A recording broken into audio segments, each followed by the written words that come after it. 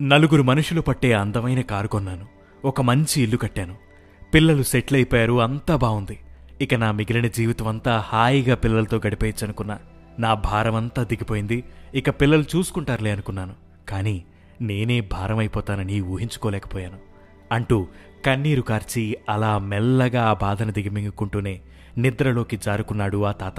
ఇక తెల్లవారినా అదే నిరాశ. చుట్టూ మనుషులు మాట్లాడేవాళ్లున్నా ఏదో తెలియని ఒంటరితనం.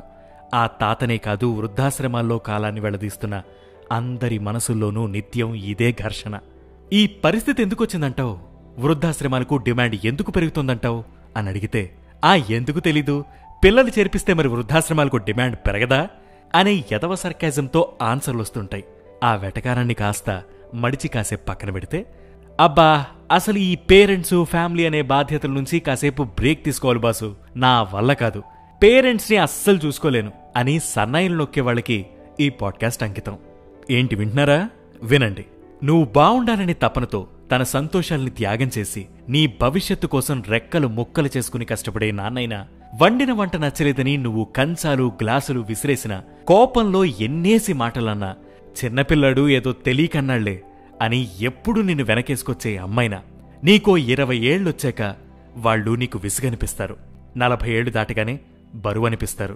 60 ఏళ్లకి ఆస్తి నీ పేరు మీదకి రాగానే అసలు వీళ్ళ అవసరమా మనకి అని అనిపిస్తూ ఉంటారు. కాదంటారా? కాలేజ్కి వెళ్లేటప్పుడు నీకు బండి కొనేంత వరకే నాన్న మంచోడు. బైక్ మీద ఎందుకురా స్పీడ్గా వెళ్తావు అని నిన్ను గట్టిగా తిడితే చెడ్డోడైపోతాడు. ఫీజులు కట్టి నిన్ను చదివించేంత వరకే నాన్న మంచోడు. చదవట్లేదని తిడితే నాన్న చెడ్డవాడు.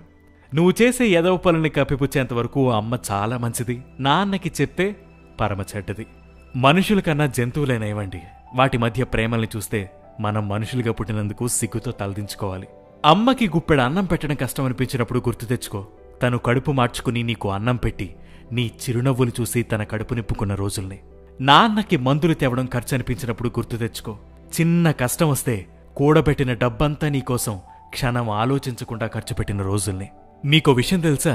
మన దేశంలో 720కి పైగా వృద్ధాశ్రమాలుంటే వాటిలో 1,80,00,000 మంది పిల్లలు ఉండి కూడా ఈ ఆశ్రమాల్లో అనాథల్లా బతుకుతున్నారు. అలాంటి పరిస్థితి మీకు రాకుండా ఉండాలంటే కొడుకుగా కూతురుగా మీరు మీ తల్లిదండ్రుల్ని బాగా చూసుకుంటే రేపొద్దున్న నీ కొడుకులు నిన్ను బాగా చూసుకుంటారు. లేదంటే నేను కూడా నా పిల్లలకి భారమైపోతానేమోనని నువ్వు కూడా బాధపడాల్సి వస్తుంది.